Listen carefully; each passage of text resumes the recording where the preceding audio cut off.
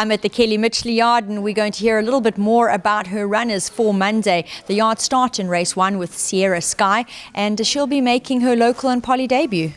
Sierra Sky, she's lightly raced filly. She's working very well at home, expecting her to run in the top 3 in this field. We move to race 3 where Seattle Ripper will be in action. Seattle Ripper just hoping for some improvement from him, as he does have the speed to go with him, but just needs to show some improvement. We move to race 4 where we will see Bryden Bay. Now he's had 2 starts locally and he's given good account of himself. He's definitely moving in the right direction. As you said, now he's moving in the right direction. If he can just bring his last few runs, he can be a nice runner in this race. $1 Million Girl, well, she showed good improvement last time out off the back of her post-maiden run, and we'll see her in race 5. $1 Million Girl, if she doesn't fly jump out the pens and she can be right up there with them, she'll run a decent race.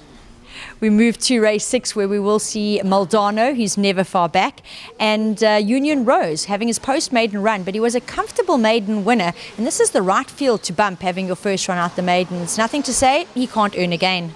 Union Rose, he's improved in his work after his win. I do think he'll be right up there with them, and Maldano, he's always up there and thereabouts on top of them, so expecting a decent effort from both. We'll get to this fellow in the background shortly, but he's getting a bit impatient. First, we're going to stop at race 7, where the yard has 4 runners. And we're going to touch on first Kanimambo, who's really holding form well out the maidens, placed in 3 starts out of the maidens so far, and Magnum Fire, who's well down in class. Kanimambo, he's one of my favourites in the stable. I have told the owners I love him so much.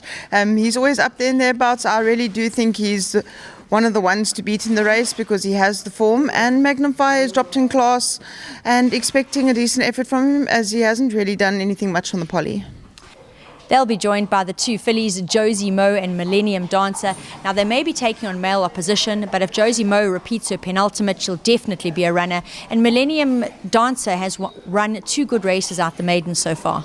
Millennium Dancer, as you said, she ran 2 good races out the maidens, just hoping she shows up similar effort on Monday. And Josie Mo, ignore her last run, she did get taken a bit out in the race, so expecting much more improvement from her.